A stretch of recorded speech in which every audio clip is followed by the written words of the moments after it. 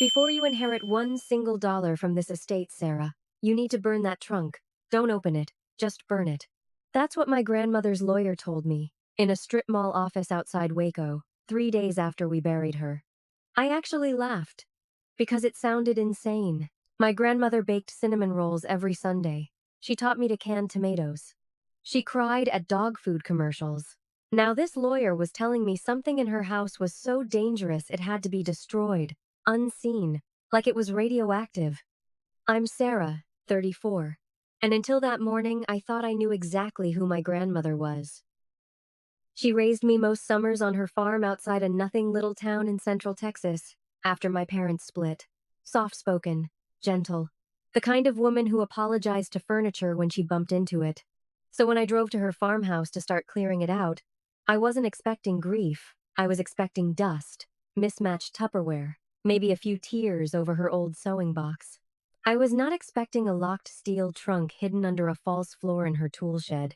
Not Nazi medals, not a folded German officer's uniform, not photographs that made my stomach drop straight through the floor. If you found proof your sweet, church-going grandmother had a secret that could burn your family down, would you keep digging, or would you have listened and burned it? Tell me in the comments, because I need to know if I'm the only one who couldn't walk away. Am I in the wrong for wanting the truth more than my comfortable memories? Stay with me. It gets so much worse. Body. Let me back up, so you understand who my grandmother was to me before I tell you what I found. Ingrid Weller. Everyone in town called her Miss Ingrid. She moved to that farm outside Waco back in 1952. Married my grandfather Earl, a quiet cattle rancher who died when I was 11. She spoke with a faint accent she always said was Dutch, from a village near the German border, and when people asked more, she'd smile and change the subject to whether you wanted pie, apple, or peach. That was Grandma Ingrid, deflect with dessert. I spent every summer of my childhood on that farm. She taught me to ride a bike in the gravel driveway. She sat with me on the porch swing during thunderstorms so I wouldn't be scared. When my parents' divorce got ugly, her house was the only place that felt safe. So when she passed in her sleep at 89, peacefully, in the same bed she'd slept in for over 60 years, I thought I was grieving a simple, good woman. The lawyer's warning stuck with me the whole drive out to the farm. Burn the trunk. Don't open it. I told myself he was probably talking about old bank statements, embarrassing love letters, something mundane that lawyers dramatize because that's their job. I told my husband Mark I'd handle the house alone that first weekend, before the whole family descended with U-Hauls and arguments over furniture. The farmhouse smelled like her. Lavender and old wood. I spent the first day going through the obvious places, the closets, the kitchen drawers, the cedar chest at the foot of her bed, normal grandmother things, photo albums, a Bible with pressed flowers between the pages. A shoebox of birthday cards I'd sent her since I was 7 years old, every single one, saved. It was the second day when I went out to the tool shed. Nobody used that shed for tools anymore. Earl had been dead for over 20 years. It was mostly storage, old furniture under sheets, boxes of Christmas decorations, a rusted tractor part nobody bothered to sell. I was moving a stack of paint cans when my foot caught on something that shouldn't have moved. A section of the wood floor shifted under my boot like it wasn't nailed down. My stomach did something strange, a cold drop, before my brain even understood why. I pried the boards up with a flathead screwdriver, and underneath was a shallow concrete pit, maybe 2 feet deep, and inside it, a steel military trunk, olive green, padlocked, coated in a layer of dust that told me it hadn't been touched in years, maybe decades. I want to be honest with you. I thought about the lawyer's warning. I stood there for a solid 5 minutes with my hand on that padlock, telling myself I could still walk away, still respect what he said, still let my last memory of my grandmother be cinnamon rolls and porch swings. If you were standing in that shed right then, knowing what I knew, would you have walked away? Because God, I wish sometimes I had. I didn't walk away. I found a bolt cutter in the shed and I cut that padlock myself. The uniform was on top, folded with a precision that felt almost military itself, wrapped in old tissue paper that crumbled when I touched it. Gray-green wool, brass buttons, and on the collar, Small silver insignia I recognized immediately from every World War II documentary I'd ever half-watched. SS lightning bolts. I actually laughed, at first. A short, disbelieving laugh, because my brain refused to connect this uniform to the woman who taught me to can tomatoes.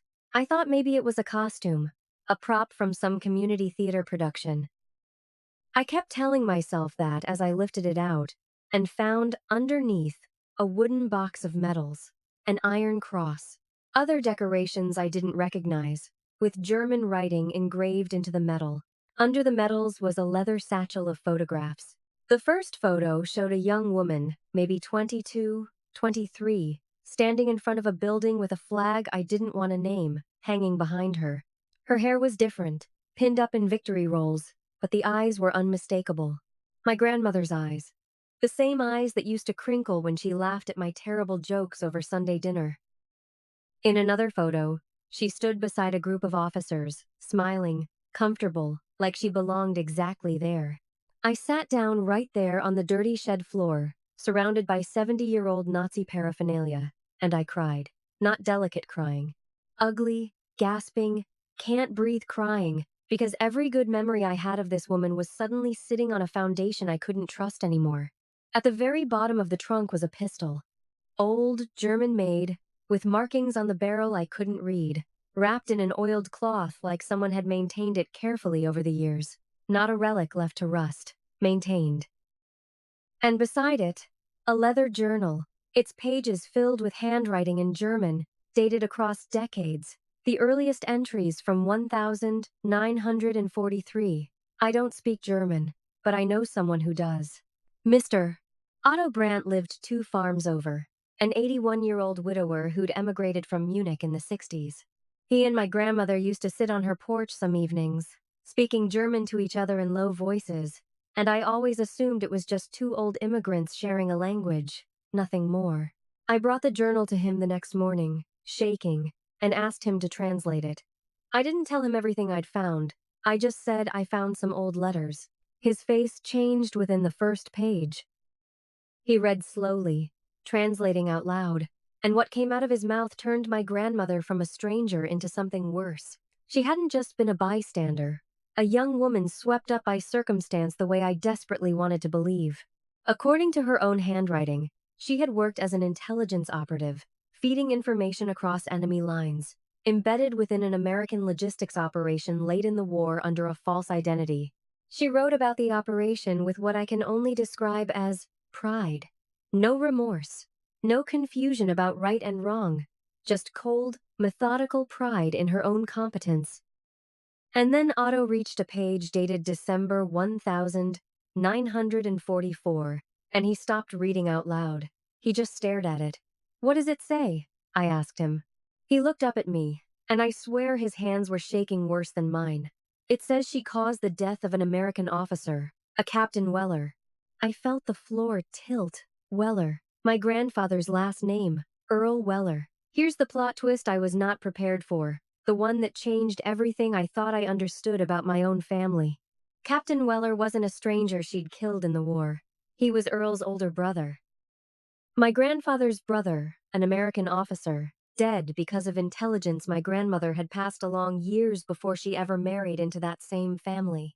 She had married the brother of a man she helped get killed, and lived beside his family for 60 years, at holidays, at funerals, at my own wedding, smiling in every photograph. I asked Otto if my grandfather ever knew. He didn't know. Nobody in the family knew. 60 years of Thanksgiving dinners, and the woman carving the turkey had a documented hand in the death of the man whose empty chair everyone still quietly mourned. I drove home that night in a daze, journal in the passenger seat like it was something alive. I didn't tell Mark everything yet. I needed to process it myself first. But that decision, to sit on it for even one more day, turned out to be the mistake that put me in real danger. 3 days later, a man showed up at the farmhouse while I was there alone, going through more boxes. Mid-50s, expensive suit that didn't match the dirt road he'd driven down, a black sedan with no plates that I could see. He introduced himself as Daniel Reyes, said he worked with a historical foundation that tracked down unrecovered Nazi assets, and documented war criminals who'd evaded justice. He said someone had tipped them off that Ingrid Weller's estate might contain, quote, items of historical significance. Something about him felt wrong immediately. Reporters, historians, they don't show up alone, unannounced, in cars with no plates. They call first. They bring paperwork. This man had none of that. Just a badge-shaped card he flashed too fast for me to actually read, and a smile that never once reached his eyes. He asked where the trunk was. I lied and said I hadn't found anything like that. He didn't believe me, I could tell, because his eyes kept sliding past me toward the shed like he already knew exactly where to look. That night I called Mark and told him everything, all of it. The uniform, the medals, the journal, Captain Weller, and now this stranger sniffing around the property asking questions with a fake badge. Mark wanted to call the police immediately. I told him to wait, just one more day, because something in my gut told me the police weren't the right first move. Not until I understood what Daniel Reyes actually wanted. I went back to Otto that night with the rest of the journal, and we read through until 2 in the morning. The final entries, from just a few years ago, were the ones that mattered most. My grandmother knew someone was looking for her. She'd written about it, cryptically, referring to collectors who trade in Nazi relics and stolen wartime assets on a black market that still thrives today among a certain kind of buyer, decades later.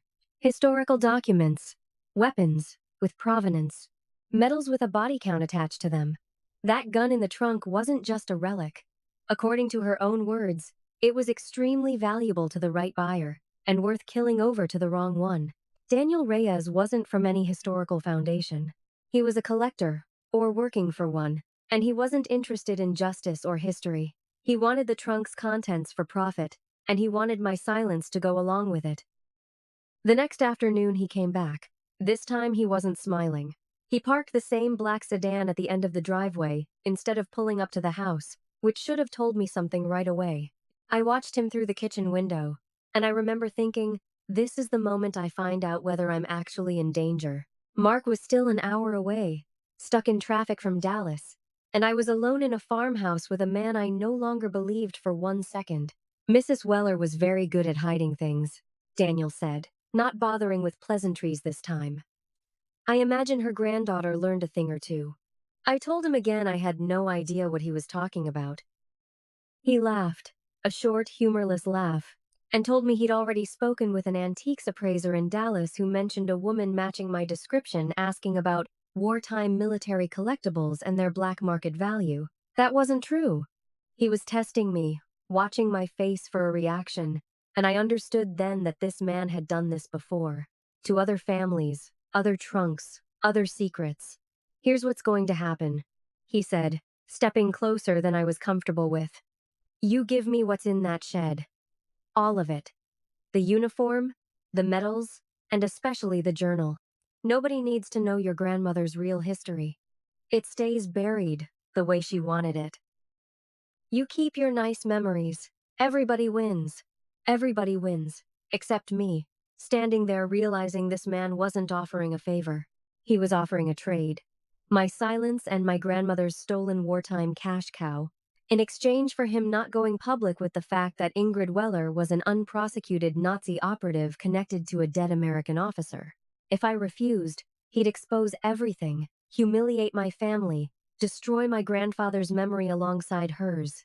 If I agreed, I'd be helping a criminal profit off war crimes, burying the truth about Captain Weller forever. Ask yourselves what you would have done in that kitchen.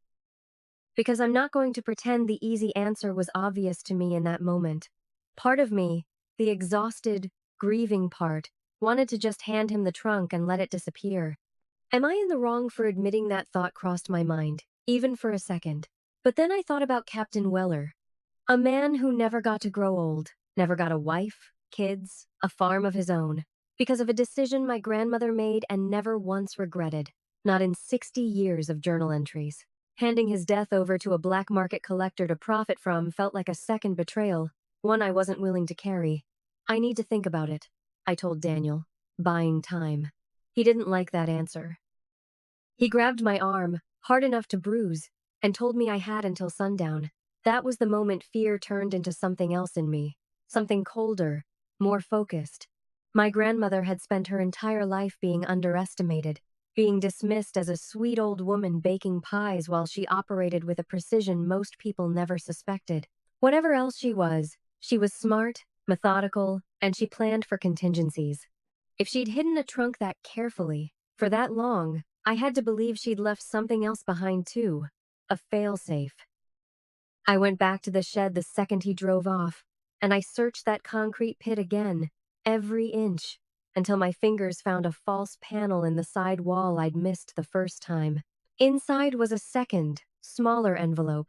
Insurance, in my grandmother's own handwriting on the outside, in English this time, like she'd known, decades ago, that someday someone like me would need it. Inside were documents, bank records tracing Daniel Reyes, or whatever his real name was, to a network of black market relic dealers under federal investigation for years.